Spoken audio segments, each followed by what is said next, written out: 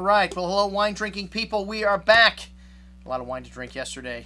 Well, the tally wines were very good. We went long on that. So, hey, Plumpjack and Cade deserve their own show anyways. Well, we had a great dinner last night at Cafe Maxx with Christina Doxson, the East Coast sales manager for Plumpjack Winery, and really outstanding stuff. Well, Plumpjack and Cade, their new winery up on Howell Mountain. We had the first release of a couple of those wines and some outstanding food from Chef Oliver Saucy and company there in the kitchen. And I don't know how many dinners that I've had at Cafe Maxx, but it's amazing that Ali keeps coming up with food that we've never had before at one of these events. And we do like 100 a year. Man, the duck confit with the mole sauce was out of this world last night, Ali.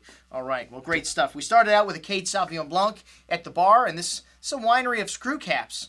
You know, this is the first winery, well, Plumpjack was, to bottle a high-end, expensive Cabernet Sauvignon in a screw cap. They started with a 1997 vintage. I have a bottle of screw cap and cork in my cellar, so we're going to do some research on that maybe in a couple years from now when these folks from Plumpjack come back and just see which one is fresher. Well, they've done a lot of experimenting with that in Australia, and they found the screw cap is actually bit fresher, the wines under screw cap, than cork after 10 years plus. So we'll see with our little experiment here. But the Cade, very nice, very fresh style of Sauvignon Blanc, and they do use concrete eggs to ferment this also. We saw that with the Illumination wines, and this adds a little richness to the wine, but still lovely citrus fruit here, and leaves the tongue salivating for food. And I didn't get any of the pass arounds, unfortunately. I was late to this event, but I'm sure they were fabulous.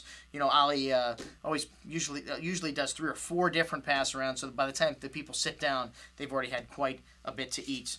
Well, that was the well, we did have the Chardonnay after we sat down, the Reserve Chardonnay, and that's what we got here, the 1999 vintage, which is very oaky. And you know, as wines age, if they have a lot of oak, the fruit falls out and the oak stays there, and they just get more oaky. So I'm glad that they've changed the style of this wine. This 2008 was much fresher, much brighter, had some lovely kind of Asian pear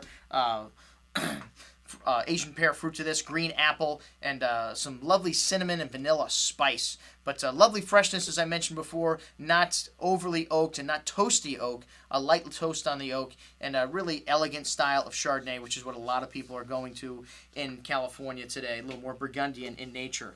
All right, and that was great with the mahi dish with the hog snapper, I'm sorry, with the vanilla and vanilla butter and quinoa. Man, wow, outstanding stuff. Oh, I love the texture of that quinoa what the hell am I talking about? Quinoa salad that he did. Okay, next up, the Plumpjack Merlot. And for some reason, Merlot has a bad name in California. But, man, this is an outstanding Merlot. A little bit of American oak, which you can pick out, and add a little bit of dill in there, a little bit of the herbal note, which Merlot is known for anyways. But some lovely red plum and black cherry fruit showing in that.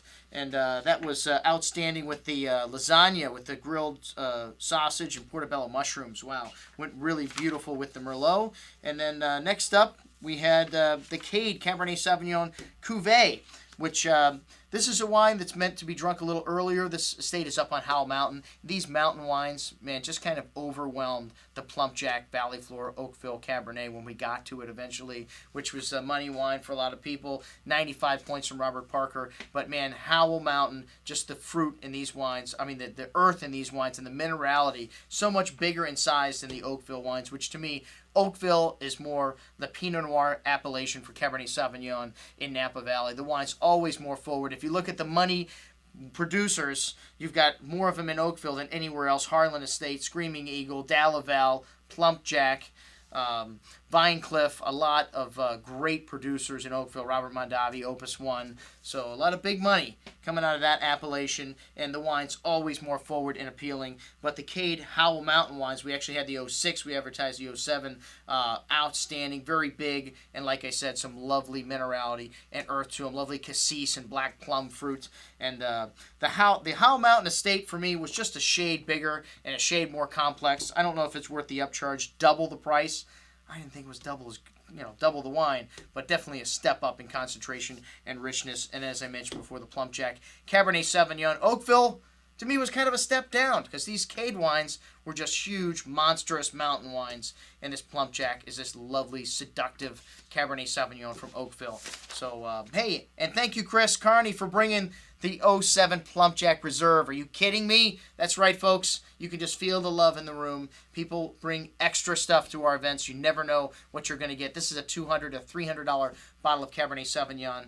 Unfortunately, he opened it up at the end of the night, right, and poured it right in the glass, and you know, that wine needed a couple of hours to open up. Really was a blockbuster, and you could just get a glimpse of what it was like in the short amount of time after it was open. But thank you very much, Chris. A very a generous gesture, and that's what we had to drink last night at Cafe Maxx. I'm your host, Andrew Lampasone, signing off for the Wine Watch, saying remember, always drink the good stuff first.